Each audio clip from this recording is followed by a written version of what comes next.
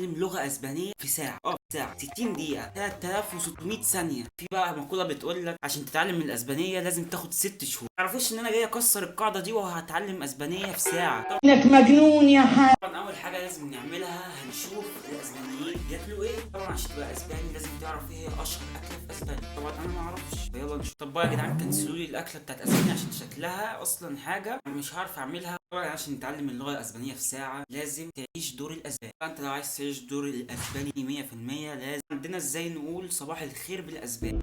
مثلا قلتها صح. فينوس. اسهل كلمه انا اتعلمتها هي فالي. فيل ولا فالي، بس هي كلمه حلوه. يعني ايه رجل بالاسباني؟ امبيري. الاتش ما بتتنطقش، امبيري. طبعا هيجي لك واحد تافه زيي هيفتكر لك امبيري يعني وبر. عارف انها جت في دماغك، انت كده تافه زيي. الكلمه معانا اهي، يعرف يقراها فيكم يقراها ويبقى هو كده مش متعلم. الكلمات دي انا جالي ايرور، انا ما تنجز اون. بص بقى انا جيت اخري. وفي كلمه تانية معانا اسمها تشاو. اي تشاو يو تو تيل مي واتس يور دونت سبسكرايب ماي قناه. افضل 5 طرق لتعليم الاسبانيه.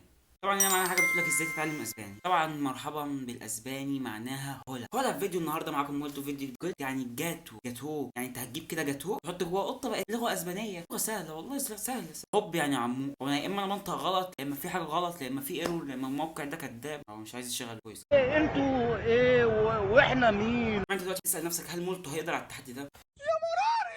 ولو حد يعرف واحد اسباني يا ريت ما يمنشنلوش الفيديو عشان ما يجيش ايه. انا مش هقدر ترانسليت عشان اتعلم اللغه. لا بتتكلم اسرع من امبابي. عندنا كلمه ثانيه اسمها كوميدا. ميدا يعني اكل. يعني كده لو رحت مطعم اسباني المفروض اقول له هالو ميدا ويرو.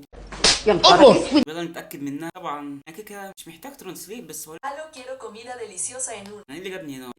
كده اقدر اعيش في اسبانيا؟ لا. كده اقدر اتكلم اسباني؟ لا برضه. كده انا اتعلمت اسبانيا في ساعه؟ لا برضه. انا هعيد التجربه دي تاني؟ لا برضه. انا كل ما اقول لك حاجه هتقولها. ولا يمكن اعيدها ولا عمري هعيد التجربه زي دي تاني. تسلموا. كنا وصلنا لنهايه الفيديو النهارده. عجبك الفيديو ما تنساش تشترك في القناه وتفعل زر الجرس. اكتب لي كومنت برايك